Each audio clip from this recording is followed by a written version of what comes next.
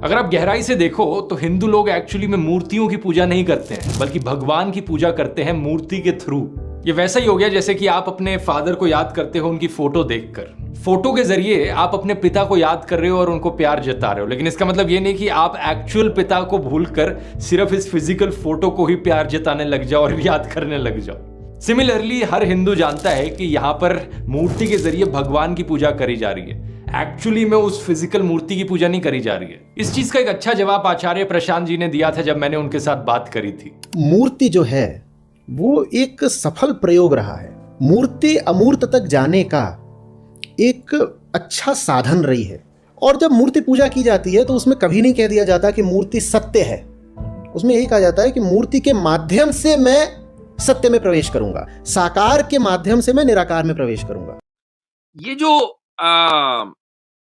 एक तरह का हिंदुओं में एक मिसकंसेप्शन है, इसको क्लियर करना बहुत जरूरी है।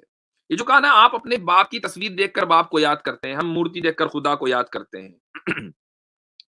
मैं एक सवाल करता हूं, अगर एक आदमी अपने बाप की तस्वीर की जगह गधे की तस्वीर देखकर बाप को याद करे तो क्या यह बाप की तौहीन नहीं है? यकीनन बाप की तौहीन है, क्योंकि बाप की जो तस्वीर है, जैसी तस्वीर है उसी को तो देखना चाहिए ना। आपने बाप को देखा और आपने उसकी तस्वीर बना दी। आपने बाप को देखा, आपने फोन से उसका फोटो ले लिया। बाप के मरने के बाद आप उसको फोटो को देखकर बाप को याद करते हैं, समझ में आता है, क्योंकि तस्वीर उसी की है। लेकिन अगर आप गधे की तस्वीर देखकर बाप को याद करने लगे तो आप खुद तौहीन महसूस करेंगे कि आप अपने बाप की तौहीन कर रहे हैं। जिसकी कोई तस्वीर नहीं हो सकती उसकी तस्वीर बनाना उसकी तौहीन नहीं तो और क्या है?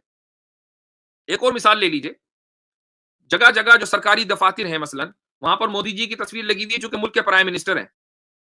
आप उनकी तस्वीर हटाकर राहुल गांधी की तस्वीर लगा दें तो क्या यह हुकूमत की खिलाफ वर्जी और मोदी की शान में गुस्ताखी नहीं होगी?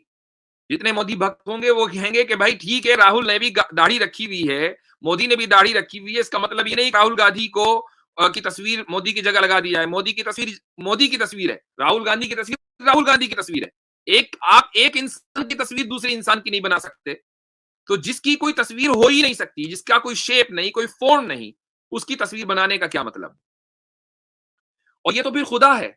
बहुत सी चीजें और तसव्वुरात ऐसे हैं कि जिनकी आप सुबह कयामत तक तस्वीर नहीं बना सकते। कोई आदमी बुज़दिली और बहादुरी की तस्वीर बनाकर दिखाए, हाँ, बुज़दिल और बहादुर की तस्वीर बना सकते हैं आप, क्योंकि बुज़दिल इंसान होता है, बहादुर इंसान होता है। लेकिन बुज़दिली और बहादुरी एक कॉन्सेप्ट है। आप उस कॉन्सेप्ट की तस्वीर बना दें और ऐसी तस्वीर बना दें कि सारी दुनिया उसको तस्लीम कर ले कि हाँ, यही बुज़दिली की तस्वीर है, हाँ, यही बहादुरी की तस्वीर है। तो जो चीजें इंसान से मुताल्लिक हैं, जो उसकी सिफत और उसकी खुसूसियात, हम अगर उसकी तस्वीर नहीं बना सकते तो खुदा के जिसने कभी अपनी तस्वीर दुनिया को नहीं दिखाई, खुदा के जिसकी कोई तस्वीर नहीं है, जिसका कोई शेप नहीं है, जिसका फॉर्म नहीं है, उसकी तस्वीर इंसान अगर बनाए तो क्या यह खुदा की शान में गुस्ताखी नहीं होगी?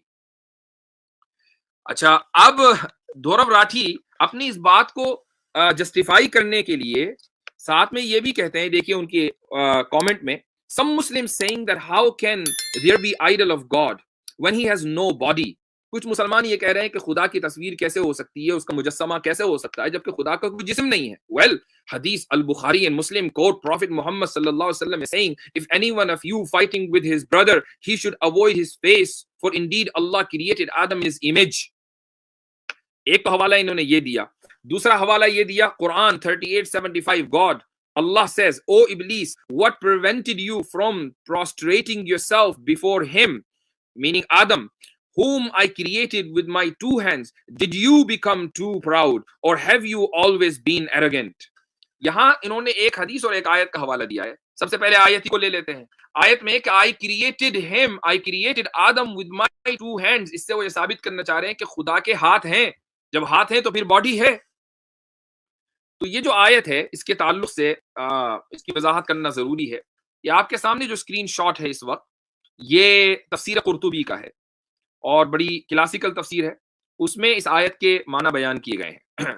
लेकिन जो चीज अहम है वो मैं आपको आखिर में बताऊंगा। तो इमाम कुर्तुबी ये कहते हैं कि अल्लाह सुब्हानहू व तआला, यहां से देख सकते हैं, फ़ख़ातबन नास बिमा यअरिफूनहु फ़ी तआमुलिहिम। अल्लाह ताला लोगों से उस अंदाज में बात करता है जिस अंदाज को वो जानते और समझते हैं। अब मसलन आप अगर سی پلس لینگویج میں لوگوں سے بات کرنے لگیں، یا مثلاً پائتھن لینگویج میں آپ لوگوں سے بات کرنے لگیں، جس کو صرف آئی ٹی اسپیشلسٹ سمجھتے ہیں، میں نہیں سمجھتا، ایک عام آدمی نہیں سمجھتا، تو ہمیں تو کچھ بھی پلے نہیں پڑے گا کہ کیا بات ہو رہی ہے. لیکن اگر ہم سے بات ہمارے انداز میں ہو، پھر لینگویج کوئی بھی ہو، ہم ترجمہ کر کے بھی سمجھ سکتے ہیں، تبھی تو بات سمجھ میں آئے گی. آگے کہتے ہیں امام قرطبی فَإِنَّ الرَّئِيسَ مِنَ الْمَخْلُوقِينَ لَا يُبَاشِرُ شَيْئًا بِيَدِهِ إِلَّا عَلَى سَبِيلِ الْإِعْظَامِ وَالتَّكَرُّمِ، کہ جو سب سے بڑا انسان ہوتا ہے، جو سب سے بڑی مخلوق ہے، مخلوق کی بات ہو رہی ہے، اگر وہ کوئی کام اپنے ہاتھ سے کرے تو اس کے اپنے ہاتھ سے کرنے کا مطلب یہ کہ اس نے اس چیز کو اہمیت دی، عزت دی. مثلا آپ یہ کہیں بادشاہ سلامت نے اپنے ہاتھ سے کھانا کھلایا، تو ہاتھ سے کھانا کھلانے کا کیا مطلب ہے کہ سامنے والے کو اتنی عزت دی اور اس کا اتنا احترام کیا کہ اپنے ہاتھ سے کھانا کھلایا. اس میں احترام اور عزت کا پہلو شامل ہے. تو اسی معنی میں ید یعنی ہاتھ کا لفظ قرآن کریم میں آیا ہے. فذکر الید ہنا بمعنی ھذا، کہ آدم علیہ الصلوۃ والسلام کو چونکہ اشرف المخلوقات کا جد امجد بنایا ہے، انسان کو اشرف المخلوقات بنایا، اس لیے لفظ ید کا ذکر قرآن کریم میں ہے کہ آدم علیہ الصلوۃ والسلام کو میں نے اپنے ہاتھ سے بنایا. یعنی اتنے احترام اور ان کو دیا اور اتنی عزت دی، اور تم ان کے سامنے نہیں جھک رہے ہو. یہ آیت کا مطلب ہے. آگے مجاہد کہتے ہیں، مجاہد بہت مشہور مفسر و تابعی ہیں، وہ یہ کہتے ہیں الید ھا ھنا بمعنی التأکد والصلہ، کہ ید کا یعنی ہاتھ کے جو معنی اس آیت میں ہے وہ ایمفسائز کے لیے ہیں. اس کے معنی یہ ہے کہ میں نے ہی بنایا، لما خلقت انا، میں نے ہی آدم علیہ الصلوۃ والسلام کو بنایا، کسی اور نے نہیں بنایا. جب میں نے ہی بنایا تو اے شیطان تیری ہمت کیسے ہوئی کہ تو ایروگینس اور تکبر اختیار کرے.